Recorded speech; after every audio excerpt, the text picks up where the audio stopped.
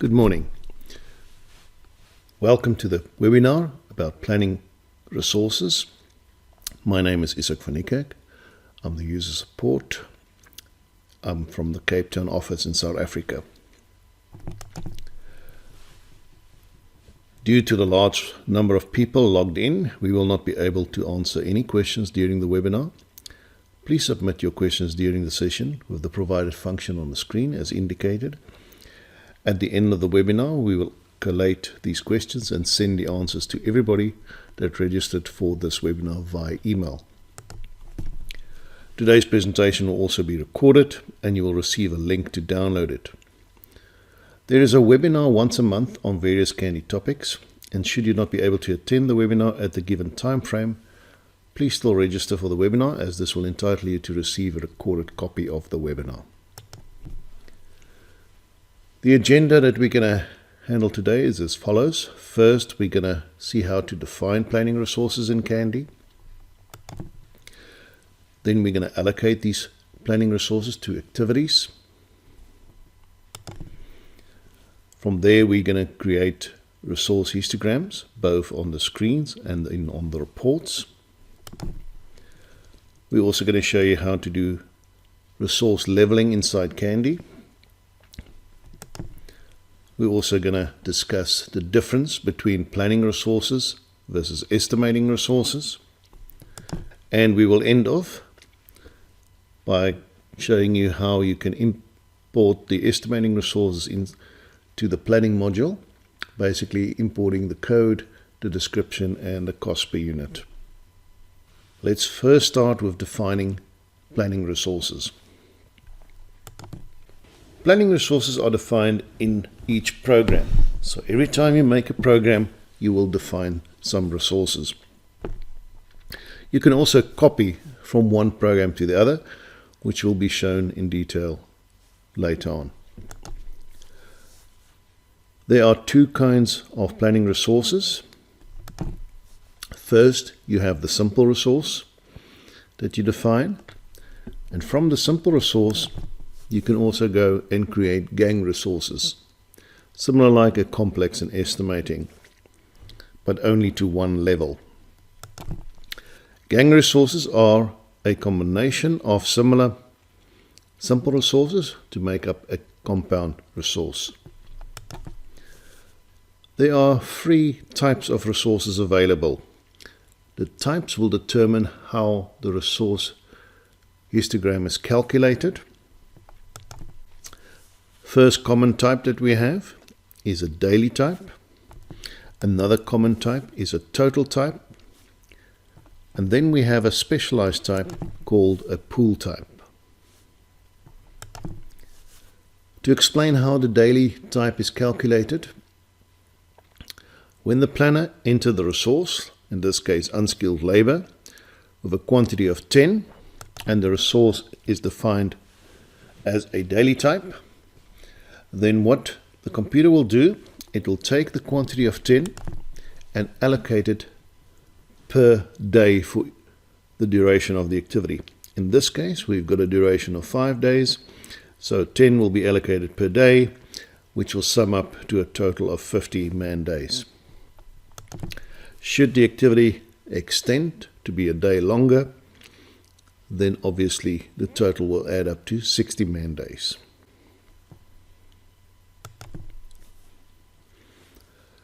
If the planner allocates a brickwork resource and types in a quantity of 1,000, let's say 1,000 square meters, and define that as a total resource, the computer will take the quantity and divide it by the duration, and the answer will be allocated to each day.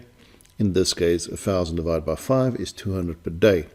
So basically, the bricklayers must do 200 square meters per day of brickwork, which then totals up to 1,000 for the 5-day activity.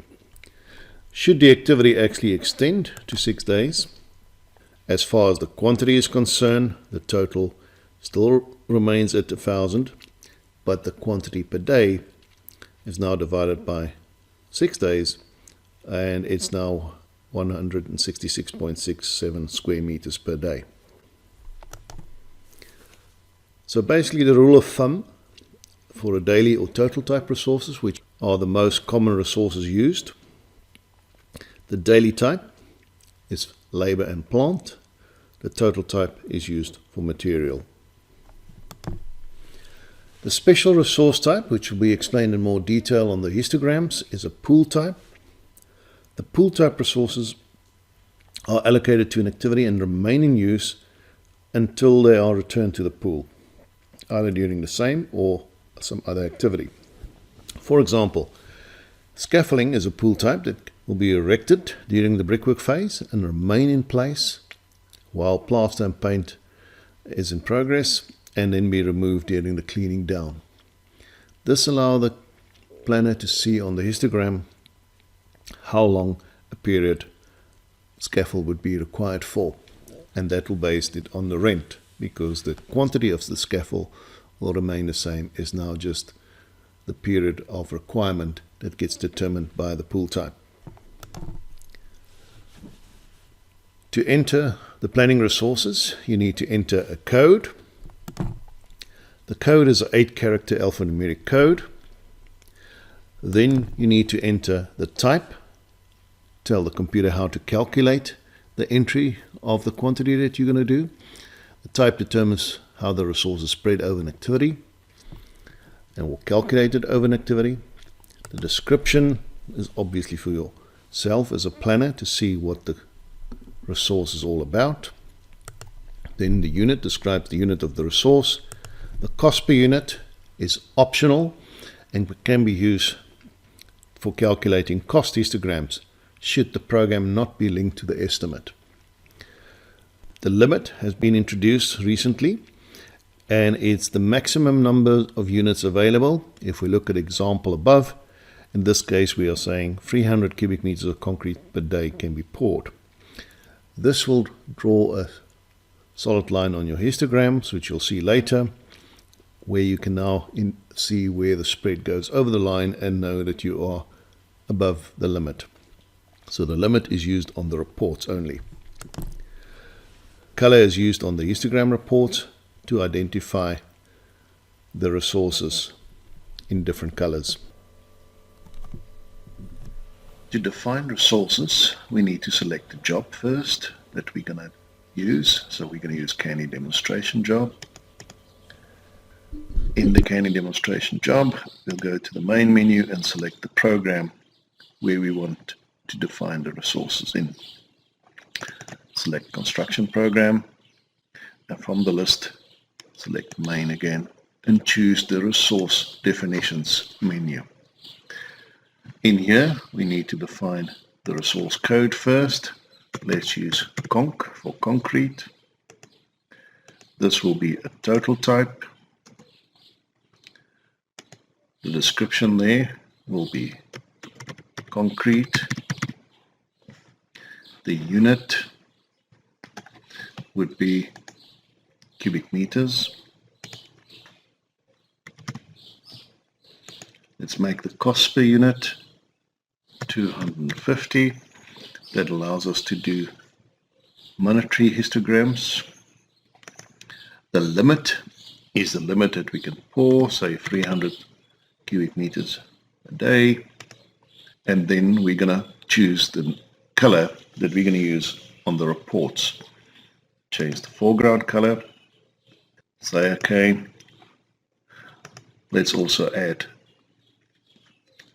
skilled labor.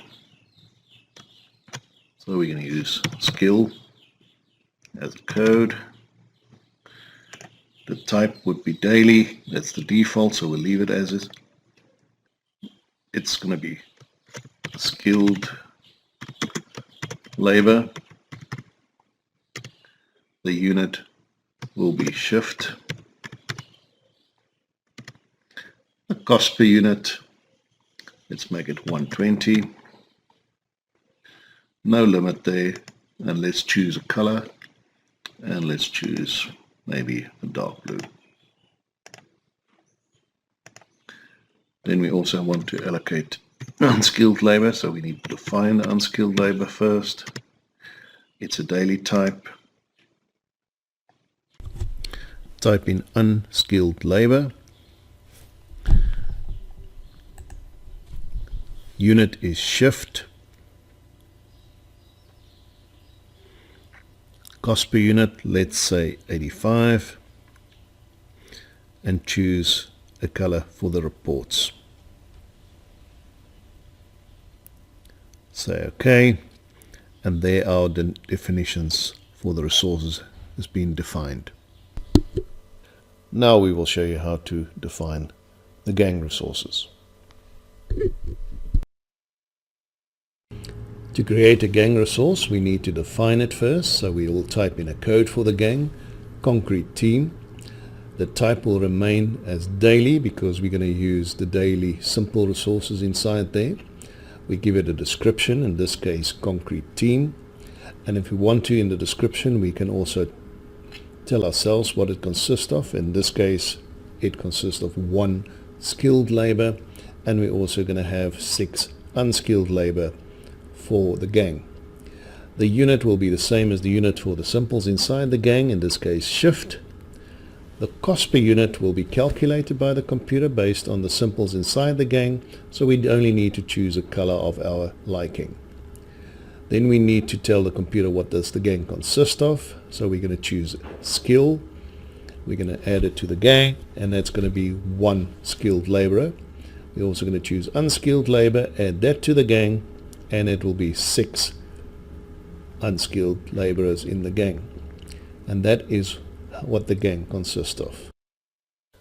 Next, we'll discuss how to allocate planning resources to activities. For allocating resources, we're going to select a specific document that's created for that, the default document available in Candy. Click the document manager. Go to the resources section under heading number 4. Choose bar chart with resource allocation. Right, what we're now going to do is we're going to allocate the resources, specifically just the codes. So we're going to start off, and first activity that we're going to allocate concrete is for the blinding in activity A080.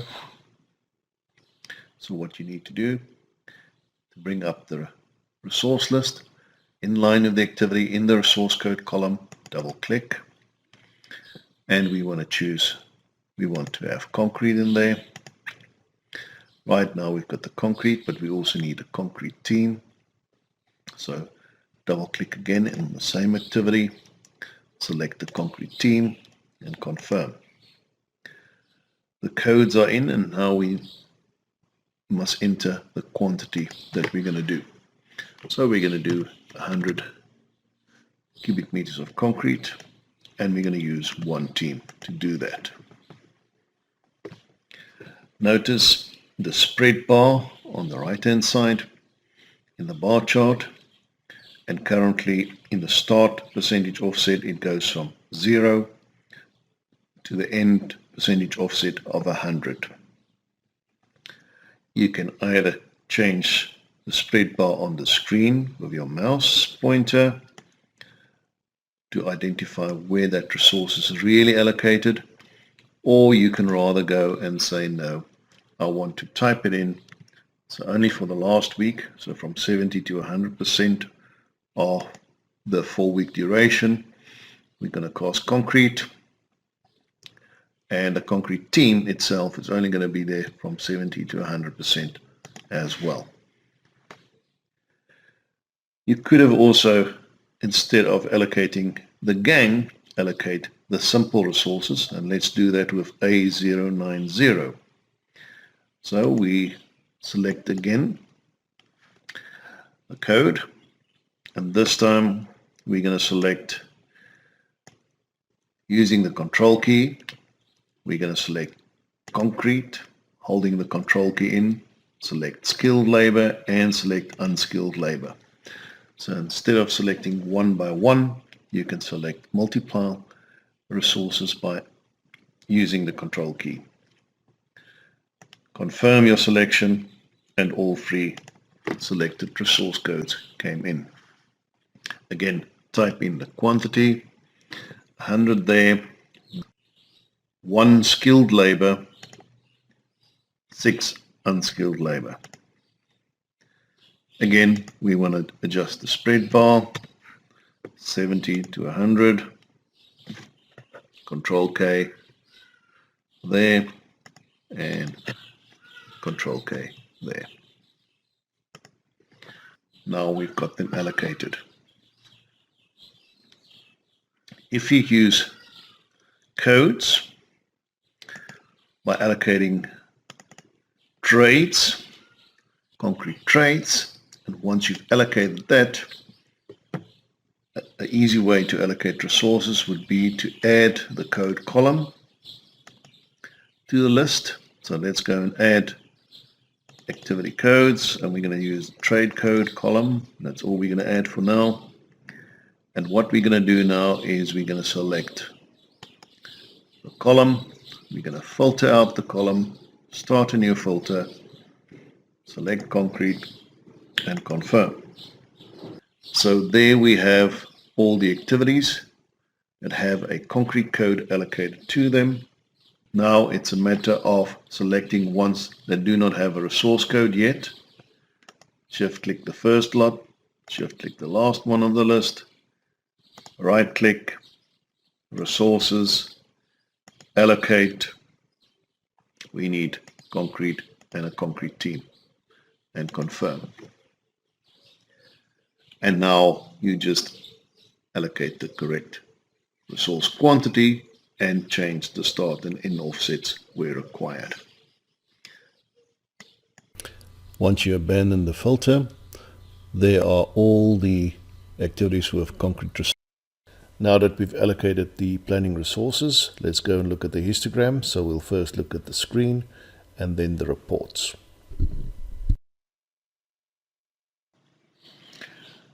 To illustrate the resource histograms on the screen a bit better, I'm going to now remove the additional resource code allocations that I've just done. And to do this, I'm going to select the first one of the group, shift click, go right down to the bottom of my program, shift click the last activity. That highlights all the activities. Right click, what do I want to do with the activity?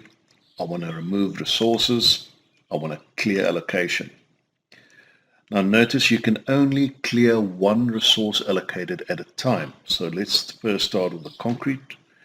Highlight that, confirm, and the concrete is removed from the allocated list.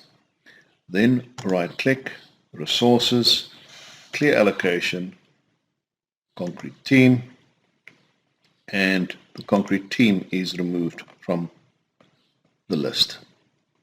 Click anywhere on the screen and the bar chart and allocation is available for you. Now we are finished with the trade column, so we're going to remove that. So click on view, add and remove columns, highlight the trade code column, remove that. But something that I'm going to add that will make explanation a bit better is under the resources, number 11, select the quantity per day and drag that over so I can see the resource quantity per day.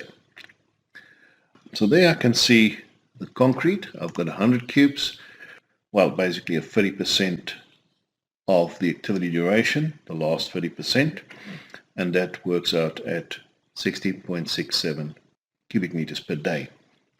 Why? Because it's a total and the 100 is spread over the duration of the spread bar.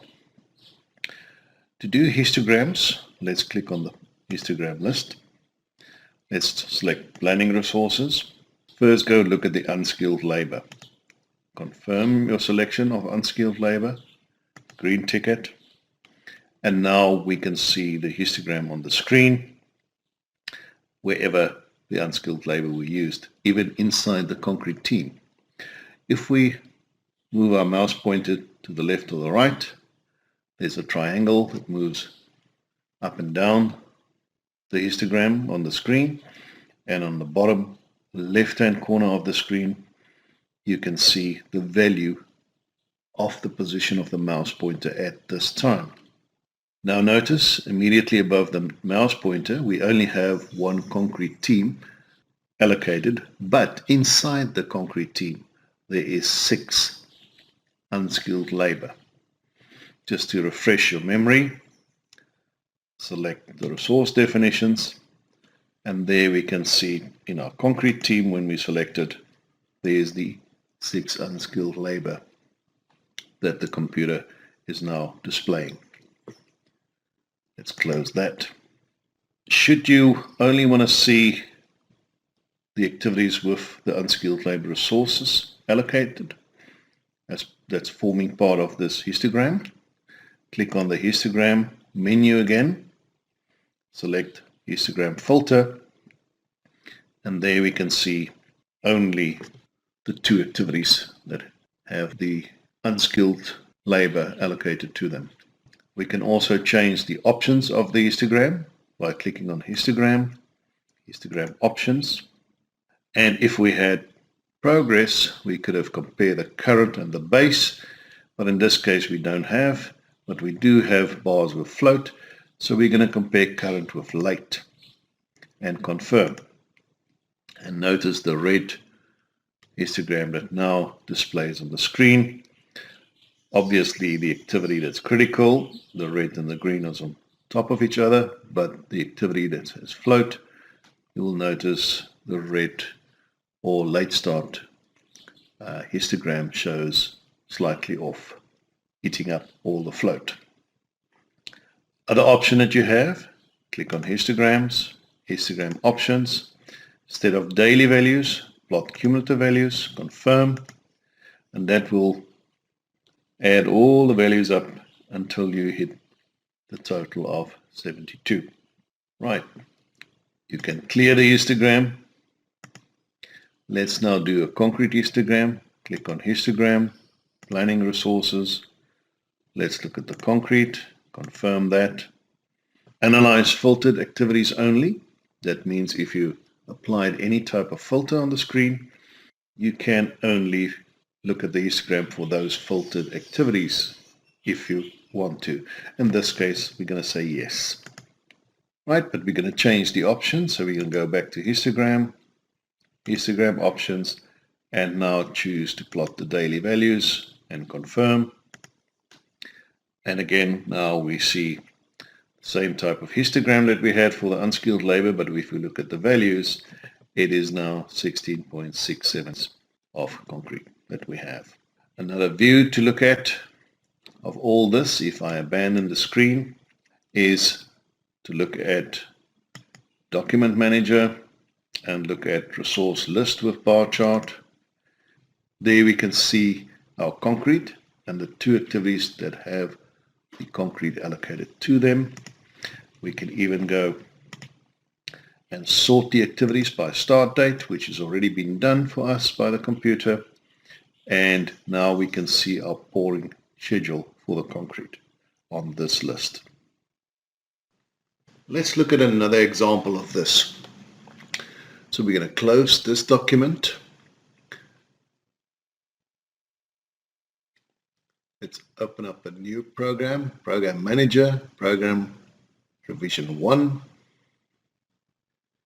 Go to the Document Manager. Select the resource list with bar chart and open that up. Notice here we've got a total of 2,334 cubic meters of concrete allocated to various activities, each with a different quantity, as you can see. We can sort it. So click on Tools, sort the activities by start date, and effectively now on the screen is your pouring schedule telling you which pour, how much has been poured, and when it should start by looking at the spread bar. Now we're going to look at the pool resource type. The pool resource type is taken from a pool. When it's applied to an activity, a positive value is entered for this resource type. When the pool type resources are returned to the pool, a negative value will be entered for this resource type. Example, scaffold erected during brickwork phase remain in the place while the plaster and paint is in progress, but gets removed during the cleaning down process. To explain the pool resource type, we're going to use a very simple example. Here we've got a program where you've got scaffolding to be erected, then you're going to do the brickwork, and after you've done the brickwork you're going to clean down and remove the scaffold. The first thing to do is to define the pool resource, so go to the resource definitions. There is no resource definitions currently, but what we can do is we can copy resource definitions from one program to the other, and this is how we're going to do it.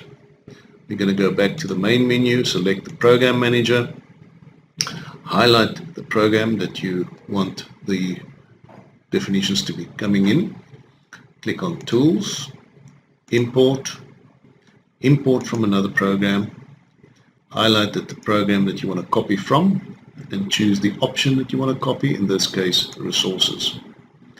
Click OK, and the copy is complete. To confirm, let's go back to this program, and look, there is our resources.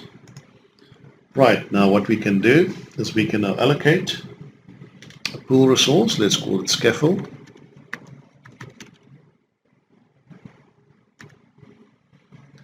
We change the type to a pool resource. Select this as scaffold. Let's make that uppercase, and let's make that square meter that we rented in, and let's say you get it at 120 a square. You can also give it a color if you need to, and say OK. Right, once defined, we can now go and allocate it. So click on the document manager, select bar chart with resource allocation, choose the first item where you're going to put the scaffold on, and it's going to get on site. Select the scaffold or the pool type resource, allocate it, and let's say it's 200 squares that you're going to allocate. Right, very important, don't allocate it to the items where the scaffold is going to be used, like in the brickwork, but go and allocate it again when the scaffold gets removed from site. So allocate that scaffold, and very important, negative 200, because you're going to remove 200 square meters off site. Right, what that will now do, if you now go and look at the histogram for scaffolds, select planning resources, select scaffold, confirm, and now you'll notice there's a build-up until you reach 200. It stays on site for the 25 days, and then as you break it down and remove it off site, it removes off site. So it always go down to 0. Okay. Let's now look at the planning resource histograms, but this time on the reports. We will now look at creating reports for the resources, specifically histogram reports and forecasting reports. To do reports, you go to the report manager, select reports. Here we've got a couple of reports that's already been created. Let's just close what we don't need. Now, to create a new report from scratch, click on New Report, choose your histogram reports, and let's choose the second one, Resource Histogram Current Start. You can rename it. Let's say we want to look at all the labor in this program. Currently, we haven't selected any resources yet, so let's go and customize the report to select our resources. In here, we've got a couple of choices. What we're going to look at is the resources. So click on Resources, and then you can choose in the sequence that you want to see it first. So I want to see the unskilled labor on the top, then the semi-skilled labor, and then the skilled labor. At the moment, I want to compare current and late maybe. I can switch it on or off. I can choose to see the histogram, just the cumulative curve, or the histogram and the cumulative curve. That is my options available under the Resources tab. Under the Histogram tab, the options available is, let's start on the left hand side, separate graphs. Okay, so I've chosen free resources, so I'm expecting free graphs if I'm choosing separate graphs. If I choose sum graphs, it will sum up all the resources. If I choose overlaid graphs, it will overlay first the unskilled, and on top of it the semi-skilled, and on top of it the skilled. Or if I choose stack graph, it will be basically a sum graph in different colors, meaning if I choose stack graphs, it will stack the graphs one on top of the other in the choices that I made. Unskilled at the bottom in a different color, on top of that will be semi-skilled in a different color, and on top of that skilled in a different color. Right, the options that I have, let's make it back to separate graphs. If I choose values, I can see daily values, I can see weekly averages, or I can see totals.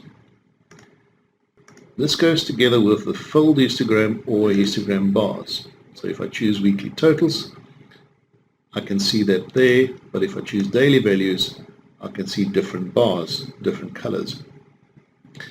Now notice the following. If I choose weekly averages, it'll give me the weekly averages based on the calendar setting. If I change the calendar setting from weekly to monthly, and I go back to the histograms, it would be monthly averages and monthly totals. So depending on your calendar settings, that will determine what is the averages and the totals. So coming back to the histograms, I can choose to print values on the graph or not. Okay, so if I choose resources without a late start, I can see on the graph the values on top of the graph.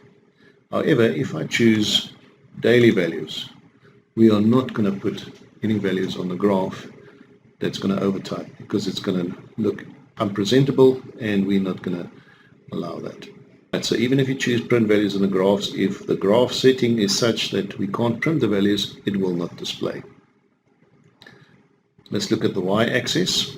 At the moment, if you look at the y-axis on this side, it's nicely broken down 10, 20, 30, 40. But if you look at the option 1, 2, 3, 4,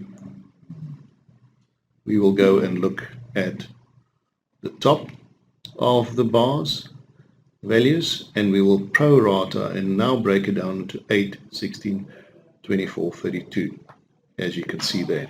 The resource details is what you see on the left hand side here. Then you can also choose to show a numeric strip at the bottom, averages or totals. The options plot resource shortfall or show maximum usage value is also available. Plot resource shortfall will not work if you don't have any progress and if there's no cumulative on the screen. So it only works with progress and cumulative on the screen. Show the maximum usage value depending on what you've put in the limit of your definitions. It will now draw a solid line right through. Then you've got an option default colors or resource colors based on your definition colors, or your current and late based on whatever is defined in the style manager as base, current and late. So let's go back to the histograms and let's keep the default colors and let's choose a filled histogram and see what it looks like. Okay, so now we do the print, preview that, and there we have our report. Just to give you an idea what the summed histogram is going to look like. There, it's already been done for us. So let's just go and preview that. And there we've got the summed histogram. you also have an option to have a bar chart with resource histogram. So if you look at the options available, bar chart with resource histogram, let's look at one that's already been done. You customize the report.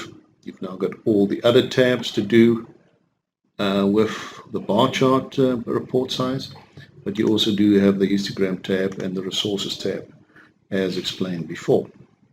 So let's go and look at that. Let's preview that report, see what it looks like, and notice the purpose of this report is to have the bar chart on the top with the histograms below. And now you can physically see what is causing the peak, which activities are contributing to the peaks below in the histograms. Just keep in mind you've got a set section in the report where the histogram bars are shown. So the more separate graphs you choose, so if you choose 10 resources, you're going to have 10 small little graphs below, and that will be a waste of time. Rather make more than one report than to actually choose a lot of resources inside the same report. Other reports available on the histograms would be the histogram forecast, where again you have to choose the resource. Choose the resource. Let's go and look again at unskilled labor first, semi-skilled and skilled. Options, do I want to see it in days, weeks or months? Let's make it weeks. Okay, and let's go and look what the printout looks like. So there you've got it, unskilled labor and the utilization. If you had your definitions of cost as well, you could show this in monetary value as well. Other option to do, instead of looking at it that way, we can do the invert of that. So if we go back to histograms, forecast invert, customize the report, choose your resources again. Okay, unskilled, semi-skilled, skilled.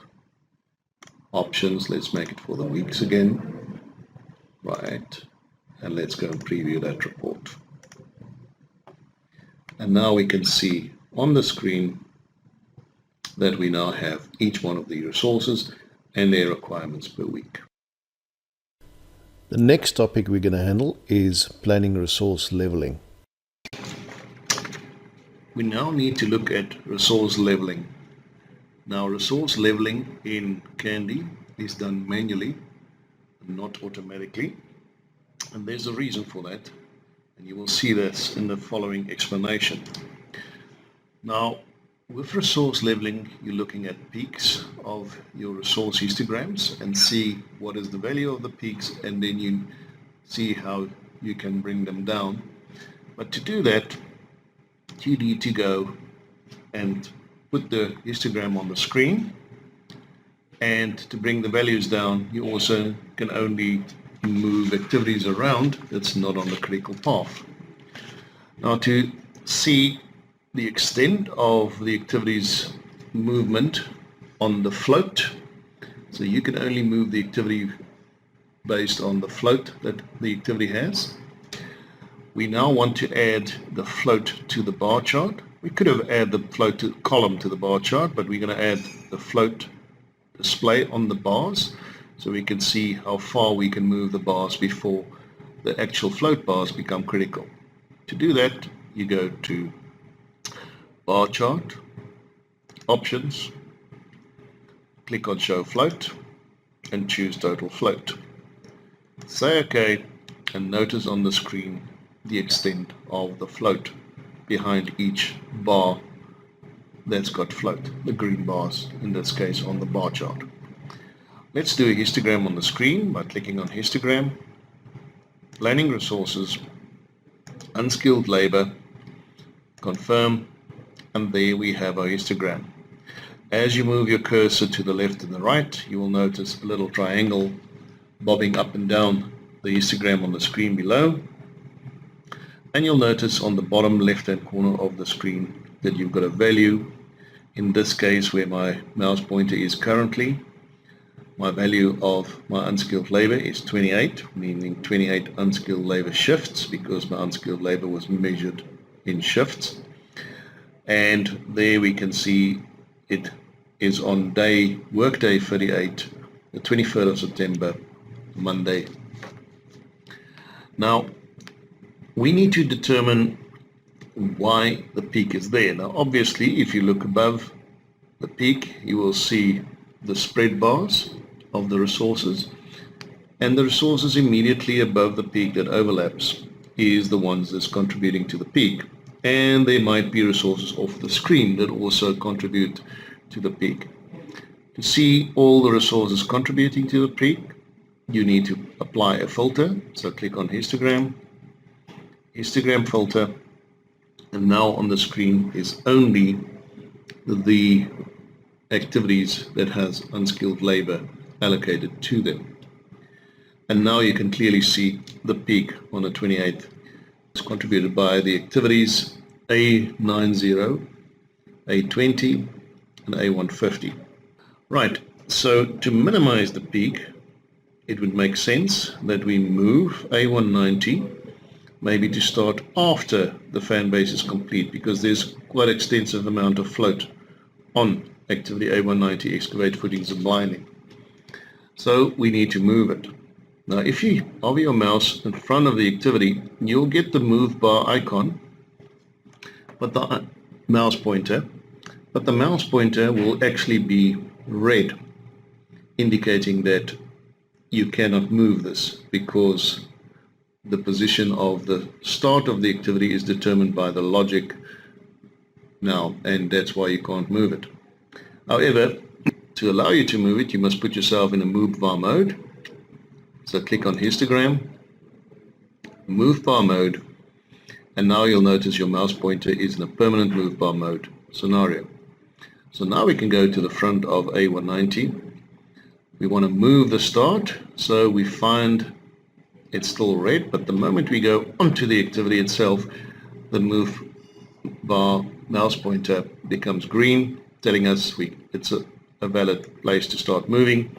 So we click, hold our mouse in, move it slightly to the right. Let's make it finish after the fan base is complete, so I'm still within my float bar. Release the mouse and the items gets recalculated. Notice now that your maximum peak is now 18 days, so it went from 28 to 18. Right, but because there's logic links allocated to these activities that we've just moved, we also need to find out what's the effect on all the other activities. Right, because we're saving money by having less labor on site, but we might be causing us more money because of the knock-on effect. Now we can move it and look and see if we can find it, or what we can do is we can use a view that actually will tell us what is the knock-on effect. So click Document Manager, select Bar Chart with Restraints, and now we can clearly see, because of this restraint that's now put onto the activity A090, excavate footings and blinding, on the 10th of October, all the activities linked to it, basically all its successes, is now influenced by this move. And we can add the base bars to see how much is influenced. And now we can see that if we look at this, especially item A210, the fan installation that was supposed to finish before the Christmas break, December 2019, is now going to finish, or only start actually, in January and finish at the end of January. Now, no computer program will know the fact that if you start in January with the fan base, you're going to incur some extra costs because there's a price increase in January. Now, that is the reason why we don't have automatic resource leveling, because the planner is in charge of what he wants to move and what he does not want to move. And he must decide after he's moved items and look at the knock-on effect and realize that saving a bit on labor is actually going to cost a lot more on the actual fan procurement. So we're going to remove the restraint by clicking on the activity, right click, go right down to the bottom, restraints, remove restraints, and say it's a resource restraint that we want to remove. Right, notice the imposed delay has been removed, but the effects are still visible because we need to calculate. And now the fan installation moved back to the original, starting in December, finishing in December. The planner must now make a note of this and go back to the quantity surveyors or the team and tell them that we cannot move this histogram. So we have a peak around about in September. So we either need to allow additional labor from another site, or we need to get in a subcontractor to assist in that period of the peak.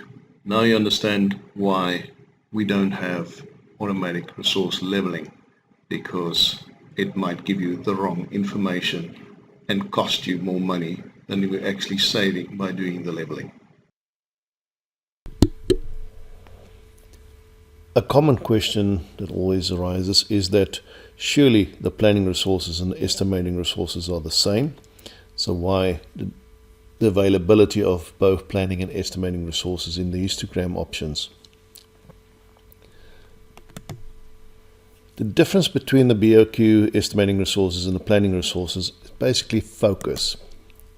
The focus of the estimator and the QS on the resources, his focus is much more detailed than the planner. The focus of the estimator is mainly on the cost for the rates, whereas the planner focus mainly on the production for the activity duration. Let's look at an example of the two together. If you now look on the screen, we have the activity A180 fan base walls, and then first we have the estimating resources. Now look at the highlighted area. There you've got the economy panels, you've got the wedges, you've got the roll washers, the roll cones, the plastic plugs, and that is not what a planner is interested in. So the planner will summarize all that as formwork, and he will allocate one resource called formwork with a quantity to the activity as indicated on the screen.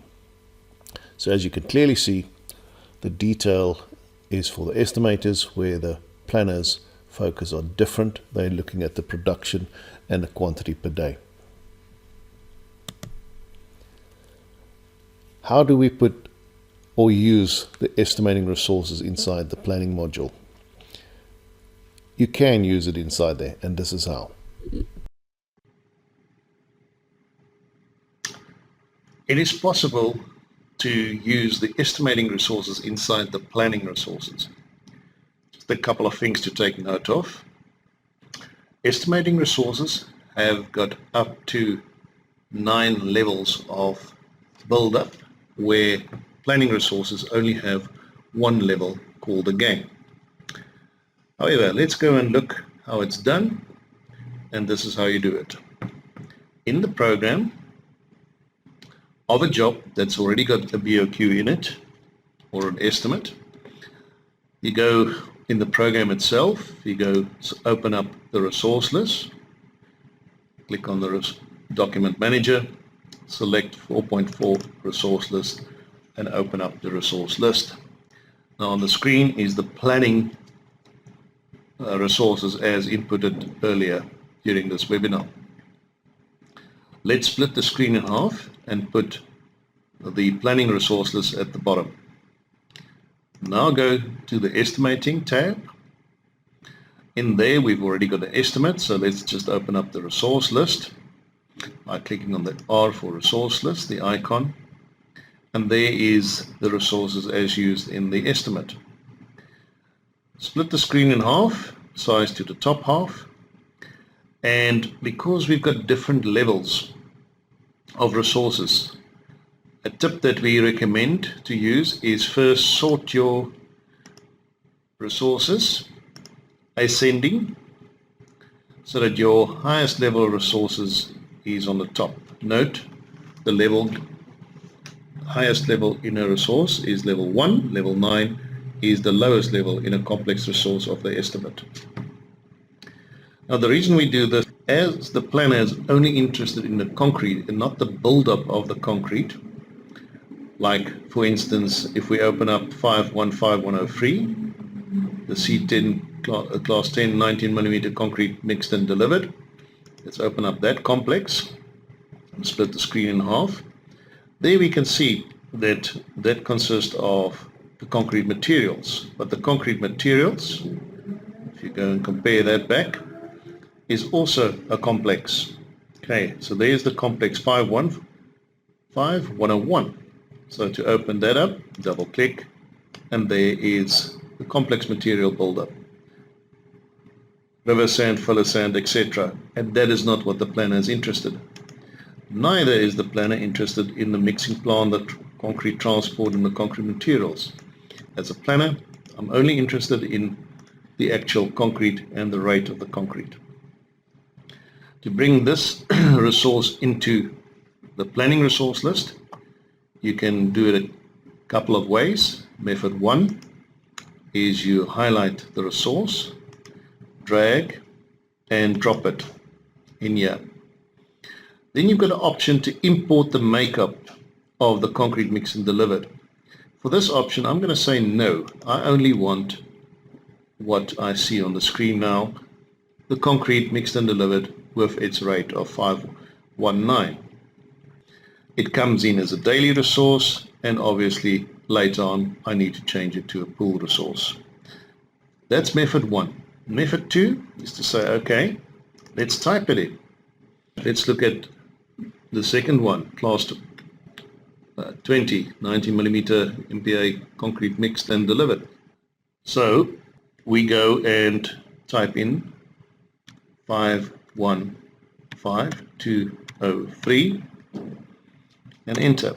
Now obviously nothing came in as far as the description is concerned, but we do have the option to say, click on estimate, update from Candy, update the planning resources from the estimate, say yes, import the makeup for C10, no, import the makeup for C20, no, but the description and the cost per unit comes in. Let's go and close that. We now finish with that. And let's go back to the planning module and now look at what happened in our planning definitions. Right, notice the concrete came in as a daily. We need to change it to a total because obviously it's material, and the same there will be a total. And now we can allocate it. Let's see what happens if we say we want the build-up to be imported. So I'm going to take this construction program and I'm going to duplicate it. Just a tip, whenever you do something experimental, just duplicate your program and go and do the experiment. Otherwise you can't recover what was done because there's no undo in Candy. So let's go back to that resource list, 4.4. Let's maximize it for now. There's my concrete, and now I can say do the estimate, update from Candy. Yes, I want to update the planning resources, but this time I'm going to say yes, import the makeup. And there we go. And it picks up, okay, inside the makeup there's another makeup, another resource, complex resource level. Do you want to import that makeup? Yes. Do you want to import the operator makeup inside there? Yes. The laborer makeup inside there? Yes. On cost makeup? Yes. Okay. And now we're going to get some ridiculous resources in our list. If we go back here, you see how that list has been updated. And there we've got things that is of no importance to us. Labor on cost, inclement weather. As a planner, I'm not interested in that. So be careful when you do import resources from the estimate. And keep in mind only the description and the cost per unit will be imported. No allocation, even if the program was linked to the estimate.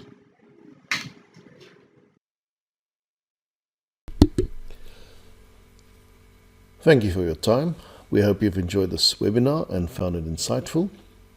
If you've got any questions regarding planning, please contact your local CCS office or send an email to siteplan@ccssa.com for any questions that you might have.